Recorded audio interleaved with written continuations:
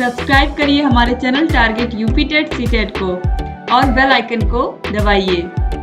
Hello दोस्तों, मैं आनंद स्वागत करता हूं आप सभी का आपके अपने channel target UP TET CTET में और ऐप अस्तित्व अकेडमी में। दोस्तों, आपके डीएलएड 4th सेमेस्टर का जो इंग्लिश सब्जेक्ट है इसके प्रीवियस ईयर क्वेश्चन पेपर को यहाँ पे देखिए हम करने वाले हैं। 2021 में जो आपका पेपर हुआ था उसमें कैसे प्रश्न पूछे गए थे। अब देखिए क्वेश्चंस रिपीट होते हैं आपके डीएलएड में, तो जरूर ही आपकी परीक्षा में यहां से प्रश्न आपको मिलेगा। तो इसीलिए मैं आपको प्रीवियस ईयर क्वेश्चन पेपर करा रहा हूं कि आप देख लीजिए, पैटर्न देख लीजिए अपने पेपर का और किस तरीके के प्रश्न पूछे जाते हैं और कैसे आपको आंसर लिखना होता है। ये सारी चीजें यहाँ पे आपको देखने को मिल जाएंगी।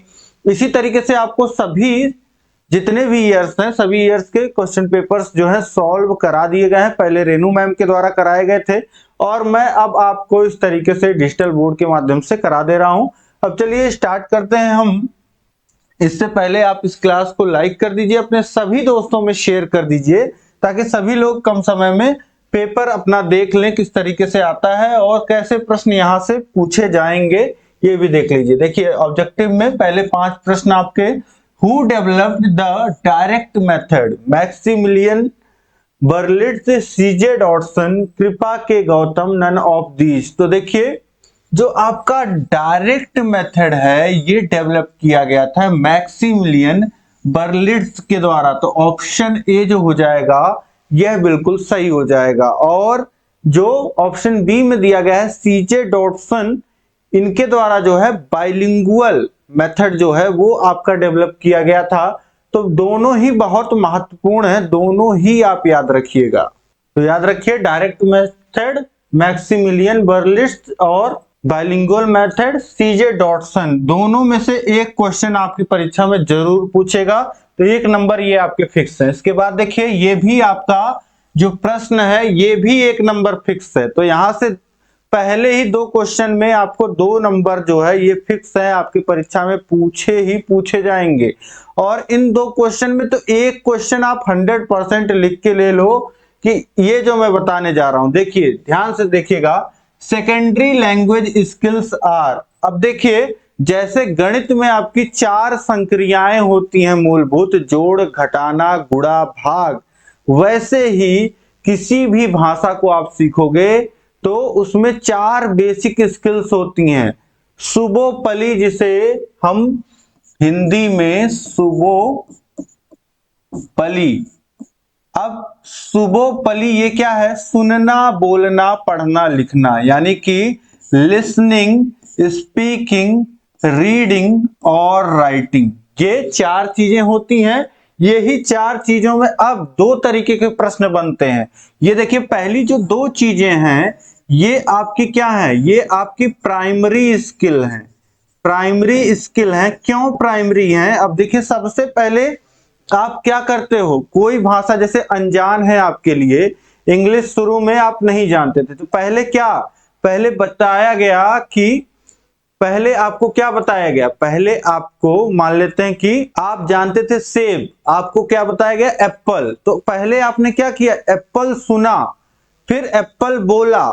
ठीक, तो पहली जो बेसिक 2 स्किल्स हो गई, सुनना और बोलना किसी भी लैंग्वेज में, प्राइमरी स्किल्स आपकी हो गई। सबसे पहले आप भाषा को सुन के खुद समझना स्टार्ट करते हैं, फिर रिपीट करना, बोलना स्टार्ट करते हैं। तो 2 चीजें आपकी ये प्राइमरी स्किल्स हो गई।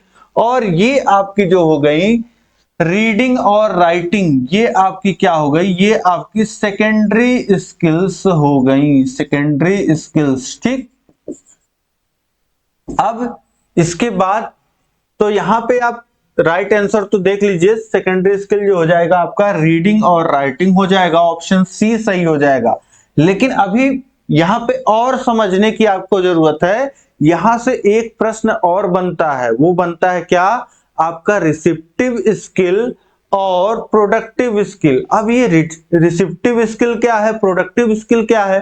तो रिसेप्टिव स्किल जो आप कहीं से किसी से कुछ रिसीव कर रहे हो, कुछ सीख रहे हो, तो वो आता है रिसेप्टिव स्किल में। और प्रोडक्टिव स्किल में जो आप अपनी बातें किसी से कह रहे हो। जैसे मैं आपको पढ़ा रहा हूं तो मैं अपनी बात आप तक कैसे पहुंचा रहा हूं, दो माध्यमों से पहुंचा रहा हूं। इन्हीं चार चीजों में से दो चीज ऐसी है जिसके द्वारा मैं अपनी बात आप तक पहुंचा रहा हूं। कैसे? एक तो मैं बोल रहा हूं तो मैं स्पीकिंग, ठीक, स्पीकिंग से, और दूसरा जो है यहां लिख करके मैं बता रहा हूं तो राइटिंग। तो दो चीजें जो स्पीकिंग और राइटिंग हो जाएगा आपका, स्पीकिंग और राइटिंग, ठीक, बीच में जो है ये आपका क्या हो, ये दूसरा इधर से और इधर से दूसरा, ये आपका स्पीकिंग और राइटिंग, ये है आपका प्रोडक्टिव स्किल। और लिसनिंग और रीडिंग, लिसनिंग और रीडिंग, लिसनिंग जब आप करते हो तो किसी दूसरे की बात सुन रहे हो, और रीडिंग जैसे आप अभी मेरी बातें सुन रहे हो, आप क्या कर रहे हो, आप रिसेप्टिव स्किल आप अपना रहे हो, और मैं क्या कर रहा हूं, प्रोडक्टिव स्किल। तो यहां से आप समझ गए, ये भी प्रश्न आपको मिलेगा, पूछेगा कि रिसेप्टिव स्किल क्या होता है, प्रोडक्टिव स्किल क्या होता है। तो यहां से आपके नंबर कंफर्म हो गए, 2 नंबर। अब इसके बाद देख लीजिए आप, प्रश्न संख्या 30 है, she is eligible the post of a teacher. यहां पे प्रीपोजिशन आपको भरना है, क्या, to, from, for, with. She is eligible the post of the teacher. अब यहां से क्या समझ में आ रहा, वह योग्य है शिक्षक के पद के लिए। तो के लिए का भाव आ रहा है, हिंदी में आप समझ पा रहे हैं। तो ये क्या होगा, यहां पे क्या लगेगा, फॉर लगेगा। She is eligible for the post, हमेशा आप समझते हैं जहां भी इस तरीके का सेंटेंस आप पढ़ोगे तो फॉर यूज होगा, ठीक। तो टू नहीं, फ्रॉम नहीं, और विथ नहीं, के लिए, के लिए यहां पे क्या होगा, फॉर का इस्तेमाल होगा। ऑप्शन सी सही हो जाएगा। इसके बाद देखिए प्रश्न क्या 4 है, how many syllables are there in the word population. अब सिलेबल्स क्या होता है, इससे मिलता जुलता शब्द तो आप सिलेबस समझ रहे थे। सिलेबस पाठ्यक्रम होता है हमारा, सिलेबस अब बहुत सारे लोगों ने नहीं पढ़ा होगा। तो सिलेबल्स क्या है, ये समझिए कि आपका जब आप प्रोनाउंस कर रहे हो, किसी चीज का उच्चारण कर रहे हो, तो छोटा छोटा जो पार्ट है आपका, जिसमें मात्राएं होती हैं, जिसमें वॉवेल्स होते हैं, वो आपके कहलाते हैं सिलेबल्स।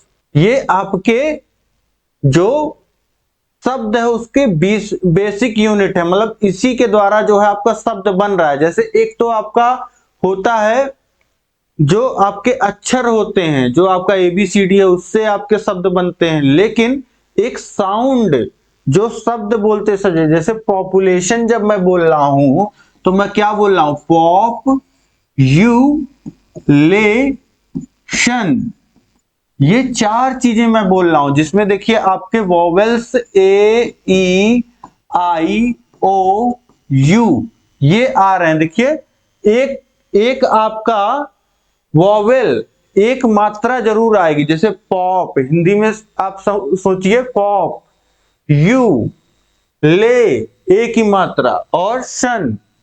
तो यहां पे क्या हो गया, यहां पे चार चीजें आपको समझ में आ रही हैं इस तरीके से। तो यहां पे सिलेबल्स की संख्या कितनी हो जाएगी, 4 हो जाएगी, ठीक। तो इस तरीके से आप किसी भी वर्ड में क्या कर सकते हो, यहां पे आप कितने सिलेबल्स हैं ये आप निकाल सकते हैं। जैसे यहां पे आपका वर्ड आप देख पा रहे हो सॉल्यूशन, तो सॉल्यूशन में अगर हम देखेंगे तो सॉल्यूशन, ये आपके क्या है, 3 सिलेबल्स हो जाएंगे। तो इस तरीके से एग्जाम्पल के माध्यम से आप समझ पा रहे होंगे।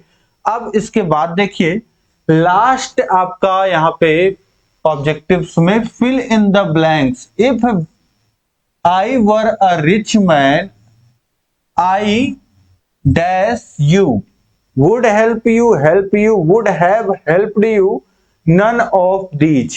अब देखिए यहां पे क्या बात हो रही है, if I were a rich man, अगर मैं एक अमीर आदमी होता, ठीक। तो अब ये आगे पास्ट की बात की जा रही है, मतलब कि पास्ट में ही ये बात खत्म हो गई होती। दूसरी बात भी कि अगर मैं अमीर आदमी होता, तो यहां पे देखिए हेल्प आ रहा है, तो मतलब इसके मतलब कि वो बोलना चाह रहा है कि अगर मैं अमीर आदमी होता तो मैं तुम्हारी मदद किया होता। ये बात वो कहना चाह रहा है, अगर मैं अमीर आदमी होता तो तुम्हारी मदद किया होता।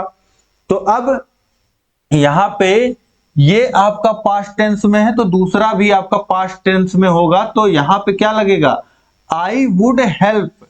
तो देखिए वुड जो है हमारा ये पास्ट टेंस है और हेल्प जो है ये हमारा वर्ब का फर्स्ट फॉर्म है। तो वर्ब का फर्स्ट फॉर्म तो यहाँ पे नहीं लगेगा, हेल्प्ड लगेगा। तो यहाँ पे ऐसे ही हेल्प भी आपका नहीं होगा और यहाँ पे वुड हैव हेल्प्ड ये होगा आपका ऑप्शन सी जो हो जाएगा यहाँ पे, यह बिल्कुल हो जाएगा यहाँ पे I would have helped you, I would have helped you, ये हो जाएगा बिल्कुल सही। अब इसके बाद देखिए very short answer type questions में पहला प्रश्न है आपका, प्रश्न के अच्छे, complete the following sentence using correct preposition, he will be thankful dash you, he will be thankful to you या फॉर यू, क्या भरा जाएगा। अब देखिए अगर मैं किसी इंसान के प्रति अपना आभार व्यक्त कर रहा हूं, मतलब कि मैं थैंकफुल हूं उसके मदद के लिए, तो वहां पे क्या प्रयोग होगा, I will be thankful to you, मतलब अगर आप मेरी मदद करोगे तो मैं थैंकफुल रहूंगा कि मैं आपका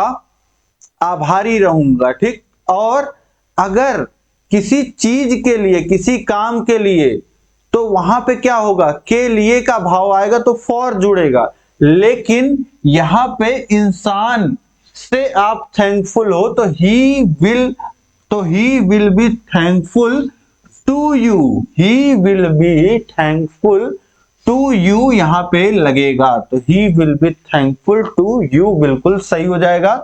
इसके बाद आप देखिए प्रश्न के साथ है correct the following sentence, sentence क्या है, Mohini watch the eldest of the two sisters. अब यहाँ पे क्या बोल रहा है कि Mohini was the eldest of two sisters. अब यहाँ पे देखिए बात खटक क्या रही है, क्या गलत है यहाँ पे कि मोहिनी, एक तो दो सिस्टर्स हैं, मोहिनी जो है दो सिस्टर्स हैं, और बोल रहा है क्या यहाँ पे मोहिनी वॉज द एल्डेस्ट। अब एल्डेस्ट कहाँ लगता है, एल्डेस्ट लगता है जहां बहुत सारे लोग हैं, ठीक है। जैसे मैं आप मोहिनी 3 बहन होती, 4 बहन होती, ठीक है, अगर 3 सिस्टर्स होती, 4 सिस्टर्स होती तो वहां पे एल्डेस्ट यूज होता तो समझ में आता, लेकिन जब 2 ही बहनें हैं तो 2 लोगों में कंपेयर होता है, तो यहां पे क्या लगेगा, यहां पे लगेगा Elder, the Mohini was the Elder of the two sisters, ये हो जाएगा। और एल्डेस्ट क्या,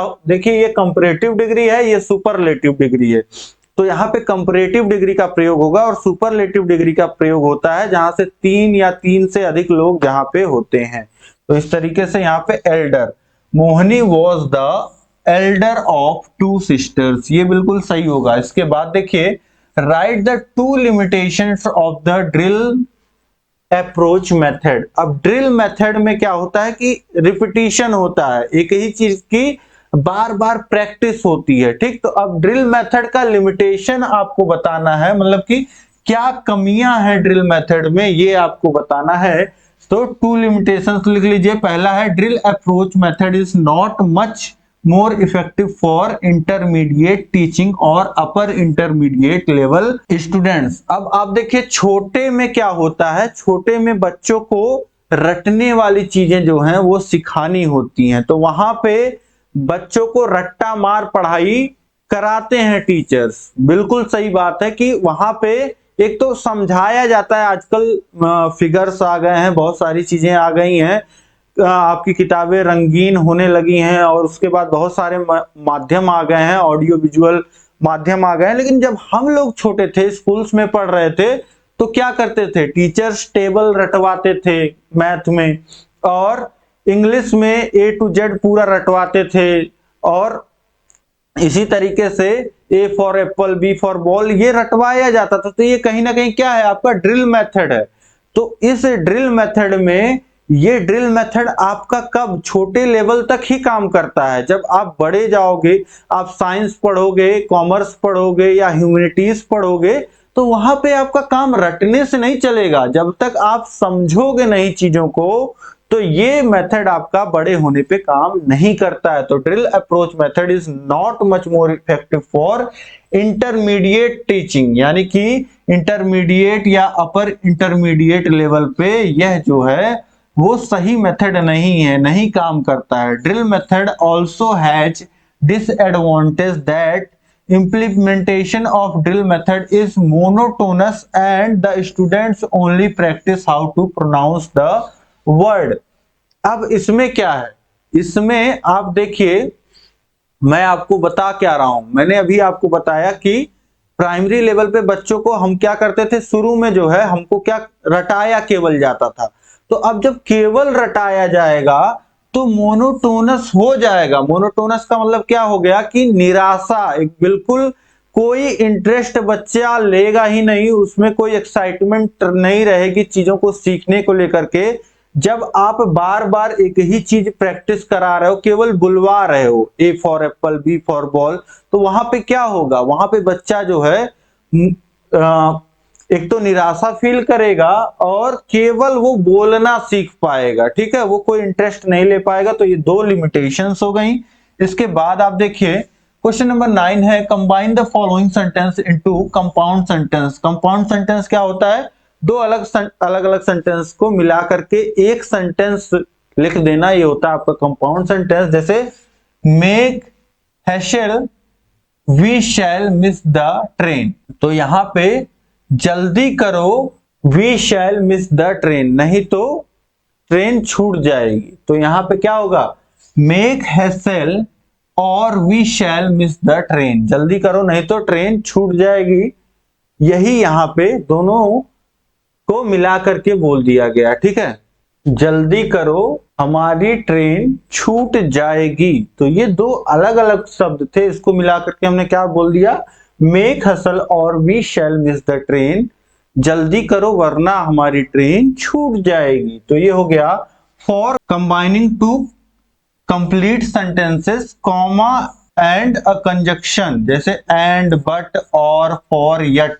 तो इस तरीके से ये आपके जो प्रीपोजिशंस हैं ये क्या करते हैं, ये आपको दो सेंटेंसेस को जोड़ने का काम करते हैं। इसके बाद देखिए क्वेश्चन नंबर 10 है, change the following sentence into complex.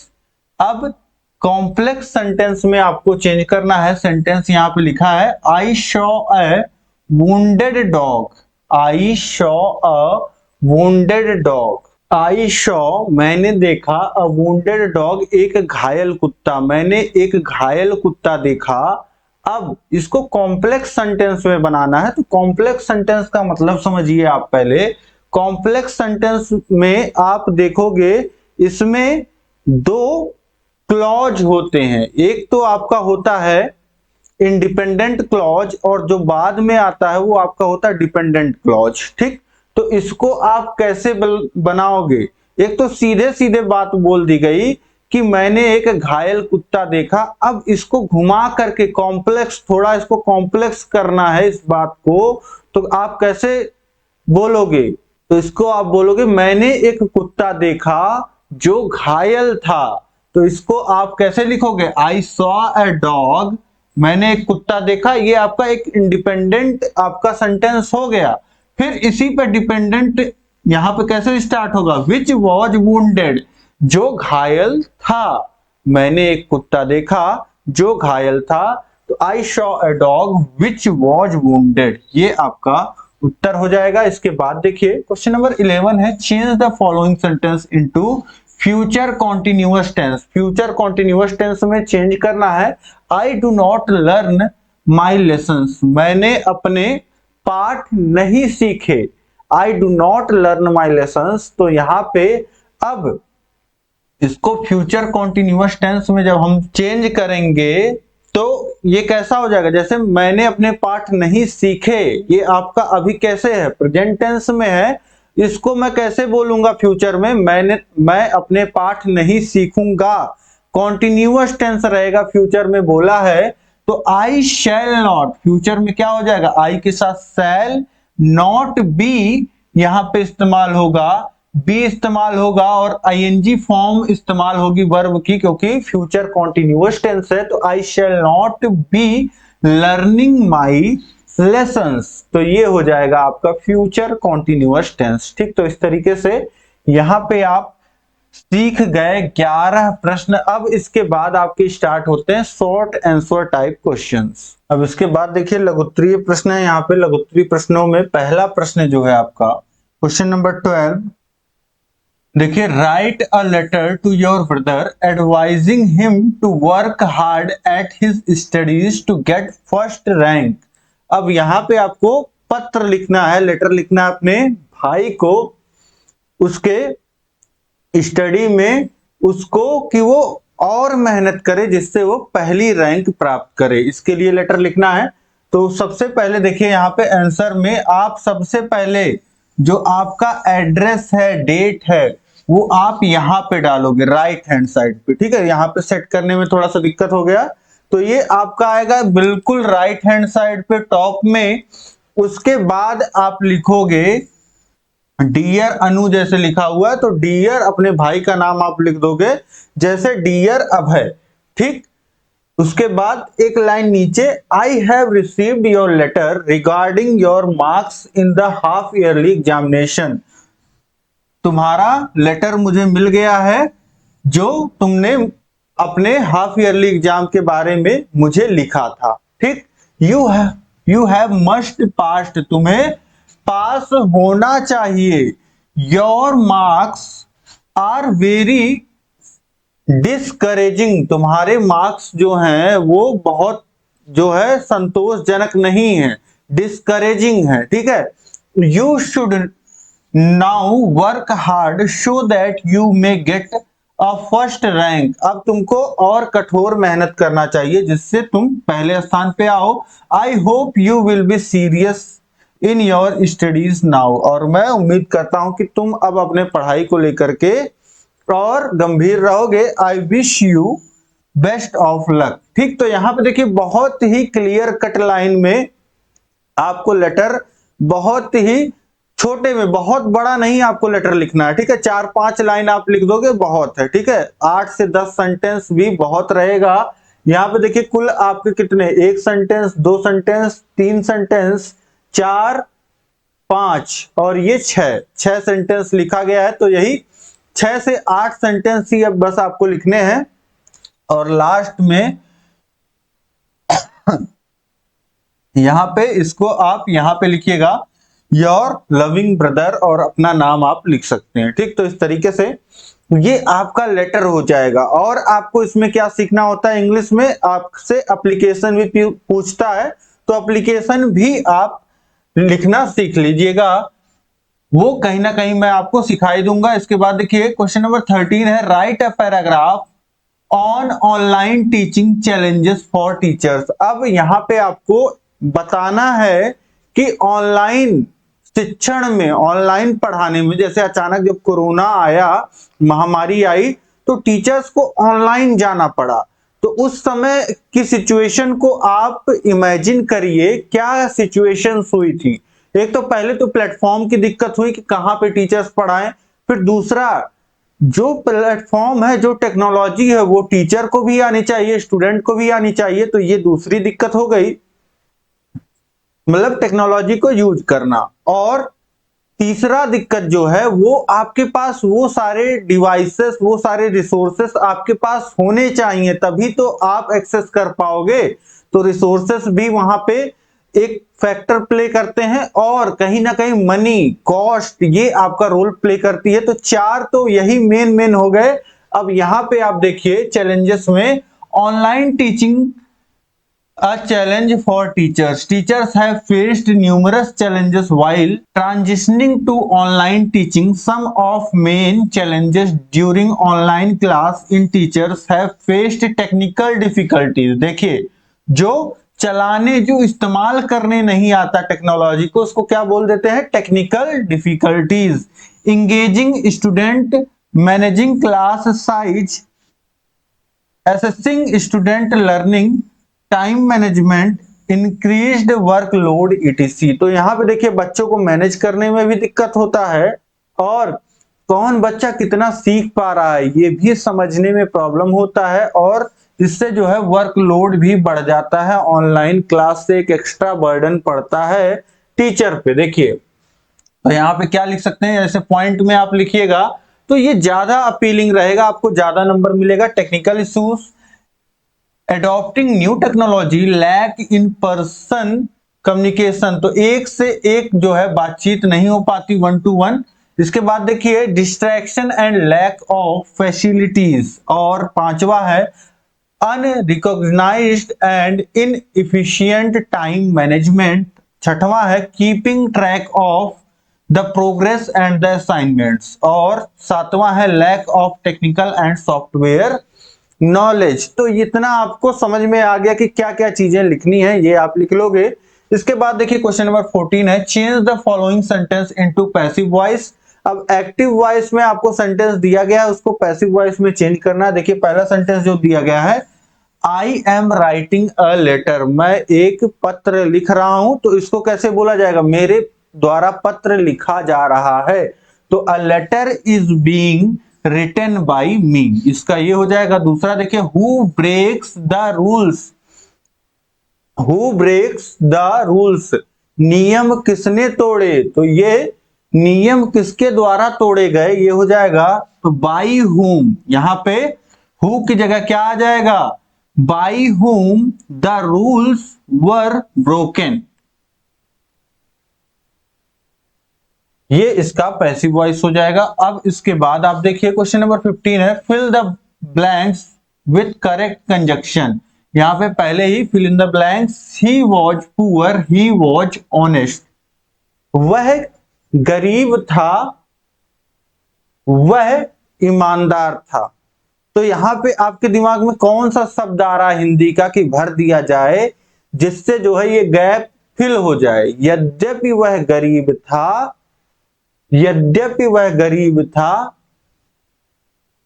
वह ईमानदार था, यद्यपि वह गरीब था, वह ईमानदार था। तो यद्यपि के लिए यहां पे क्या लग जाता है, ऑल्दो,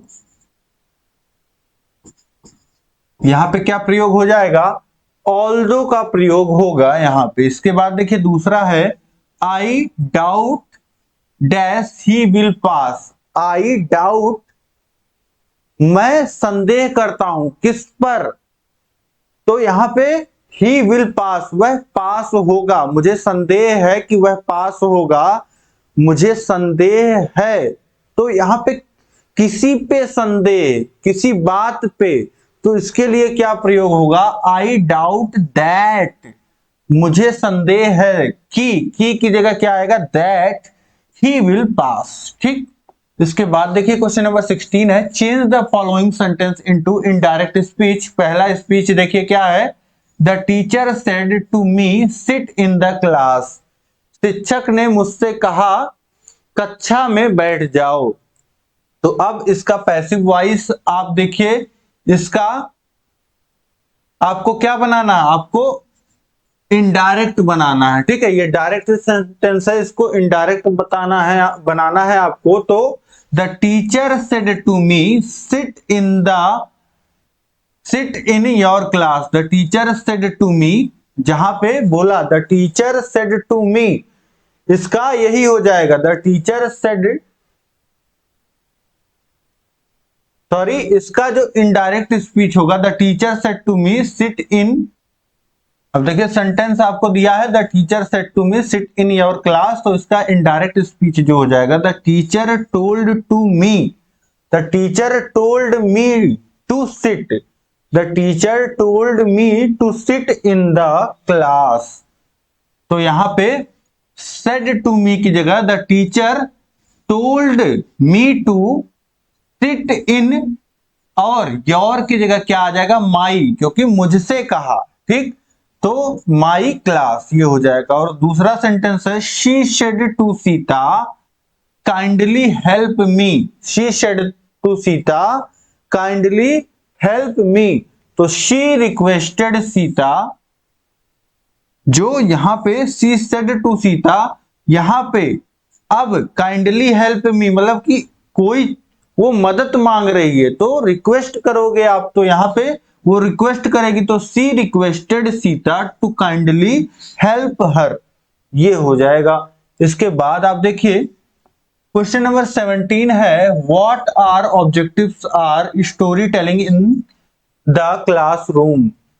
देखिए बच्चों को हम क्या करते हैं, कहानियों के माध्यम से सिखाते हैं। घर परिवार में भी यही होता है, जब बच्चा छोटा होता है तो उसको कहानियां सिखाई जाती हैं, मोरल स्टोरीज सुनाते हैं और तरह तरह के स्टोरीज जो हैं उसके बड़े बूढ़े सुनाते हैं। तो उसी तरीके से बच्चों को कहानी क्लासरूम में किस वजह से सिखाई जाती है, तो कुछ चीजें आप रिलेट कर पा रहे होंगे कि उसमें कॉन्फिडेंस आए। तो engaging the stories boost student confidence as they become active participants in story telling process. अब आप कुछ सुनाओगे बच्चे को तो बच्चे का इंटरेस्ट आएगा और वो कुछ पूछेगा भी, तो उससे उसका इन्वॉल्वमेंट होगा और उसका जब वो इन्वॉल्व होगा तो उसका कॉन्फिडेंस जो है बूस्ट होता है।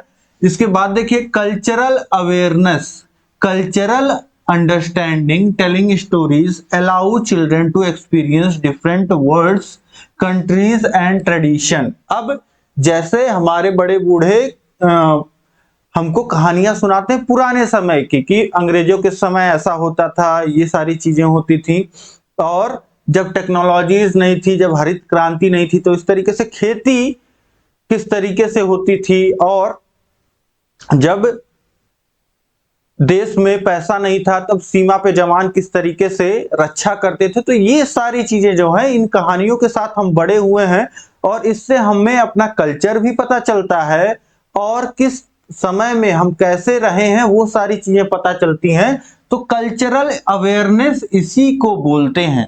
इसके बाद देखिए improved learning experience, personalising learning experience. The findings of research show that digital storytelling can cater for great diversity by personalizing student। तो इससे क्या होता है कि लर्निंग एक्सपीरियंस जो होता है वो बहुत इंप्रूव हो जाता है। जब अलग अलग तरीके की स्टोरीज बच्चे को सिखाई जाती है तो अलग अलग तरीके से उसका माइंड डेवलप होता है, वो क्वेश्चंस कर पाता है, तो इससे जो होता है वो लर्निंग एक्सपीरियंस बहुत अच्छा होता है। Increase memory, these were being told as a way to preserve and transmit knowledge. अब कहानियां बहुत अच्छा मेथड होती हैं जिससे जो है वो नॉलेज को प्रिजर्व रखा जाता है। ठीक है, आपके जो इतिहास है, भारत का इतिहास है, उससे हमको बहुत कुछ सीखने को मिलता है और इससे जो है बहुत सारी चीजें जो हैं आप अपने मेमोरी में रख पाते हो। This has been accumulated over generation in stored in memory and transmitted orally। ठीक है, तो अब बहुत सारे ऐसी गाथाएं हैं हमारे उसमें जो आपको ओरली ही सुनने को मिली होंगी। आप आज तक बहुत कम किताब आपने पढ़ी होगी लेकिन कहानियां आपने भर भर के सुनी है। तो यही होता है स्टोरी टेलिंग। ठीक, तो इस तरीके से अब इसके बाद नेक्स्ट क्वेश्चन हम देखते हैं। क्वेश्चन नंबर 18 है how picture description can be useful in reading and writing. किस तरीके से पिक्चर डिस्क्रिप्शन, अब आपको एक फोटो दी जाती है और उसको बोला जाता है डिस्क्राइब करने के लिए। तो ये जो होता है इस तरीके के क्वेश्चन ये कैसे यूजफुल हैं आपके रीडिंग और राइटिंग को इंप्रूव करने के लिए, can be useful in reading and writing, ये आपको बताना है। तो children's picture reading and writing skill can be enhanced, बढ़ाया जा सकता है through picture comprehension. It is fun approach to encourage kids to read and improve their comprehension skill. इसके माध्यम से क्या हो सकता है, बच्चे अपनी रीडिंग और कंप्रीहेंशन स्किल को जो है वो इंप्रूव कर सकते हैं। कैसे? Picture description can be useful in reading and writing by following methods. पहला मेथड है इन रीडिंग। अब रीडिंग में कैसे आपका पिक्चर डिस्क्रिप्शन काम करता है देखिए, समझिए। Reader are encouraged to pause on a page and make predictions based on what is read and what the picture shows. अब रीडर्स को इनकरेज, अब देखिए हो सकता हो कि एक फोटो दिखाई जाए या कई फोटो दिखाई जाए, तो आपसे जो है टीचर पूछेंगे फोटो दिखा करके तो फोटो केवल पढ़ना, टेक्स्ट ही नहीं पढ़ना होता, एक पिक्चर को भी आप देखोगे तो पिक्चर अपने आप में बोलती है, तो उसको भी पढ़ना क्या कहलाया जाएगा, ये भी रीडिंग ही कहलाया जाएगा। इसके बाद देखिए इन राइटिंग स्किल, तो in the picture comprehension activity children have to answer questions in writing and due to this they can improve their writing skills. ठीक है, तो यहाँ पे रीडिंग और राइटिंग स्किल जो है वो दोनों ही यहाँ पे इंप्रूव हो रही है इस तरीके से। ठीक है, तो इस तरीके से आप समझ गए कि पिक्चर डिस्क्रिप्शन से दोनों ही रीडिंग और राइटिंग स्किल्स जो है वो इंप्रूव होती हैं। इस तरीके से यहाँ पे देख लिया आपने, आपका पूरा पेपर मैंने सॉल्व करा दिया। यहाँ पे आपको बहुत सारी चीजें सीखने को मिले ही होंगी और यहाँ से आपके प्रश्न बनेंगे। ठीक है, उम्मीद है कि क्लास आपको बहुत पसंद आई होगी। इस क्लास को आप लाइक कर दीजिए तुरंत का तुरंत, अपने सभी मित्रों में शेयर कर दीजिए। बहुत ही जरूरी है कि आप सभी को तुरंत शेयर कर दें और चैनल पे नए हैं तो चैनल को सब्सक्राइब कर लीजिए, ताकि इसी तरीके से महत्वपूर्ण क्लास आपको मिलती रहे और लगातार क्लास मैं आपके लिए लेकर के आ रहा हूं। अभी आपका जो है सुपर फास्ट रिवीजन भी मैं लेकर के आने वाला हूं, तो उम्मीद है कि आप सारी चीजें जो है समझ गए होंगे और इसी तरीके से आपके सभी विषयों का जो है previous year question paper solve कराया गया है। इंग्लिश सब्जेक्ट का ही सारा सॉल्व कराया गया है। देखिए, अपनी तैयारी को बेहतर बनाइए।